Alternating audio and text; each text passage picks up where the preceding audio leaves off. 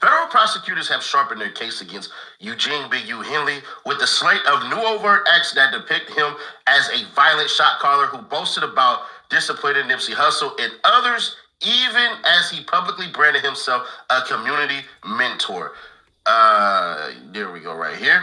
In a new superseding indictment, the government does not accuse Big U of playing any role in Hussle's 2019 killing outside the Marathon clothing store in South Los Angeles. Damn, it's been 2019 since that shit happened. So first of all, we're going to start by saying God bless the dead and God bless the soul of Nipsey Hussle.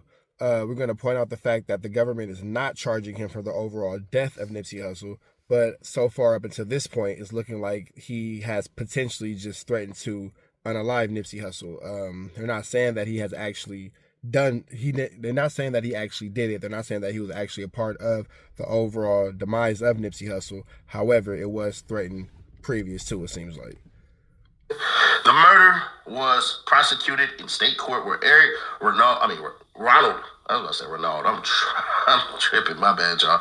Eric Ronald Holder Jr. was convicted of first-degree murder and later sentenced to 60 years to life in prison.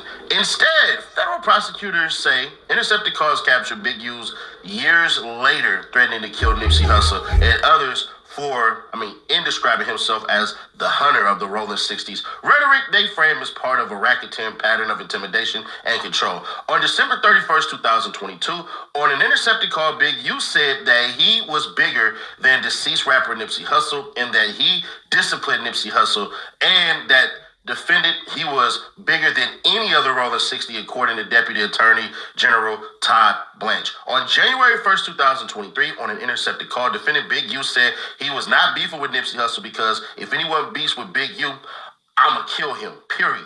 I am going to murder him.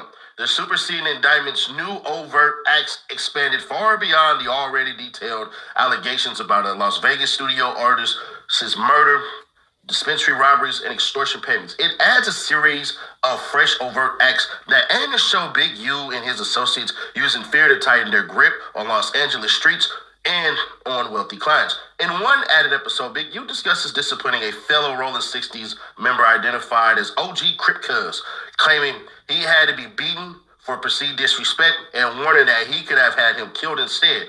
In another, he allegedly recounts a dispute involving Nipsey Hussle and other neighborhood figures, boasting that if things had gone differently, he would have had a problem with any man and that issue would have been resolved and he wouldn't be here or I wouldn't be here. A line prosecutor cite to show how Big U linked his status to life or death situations.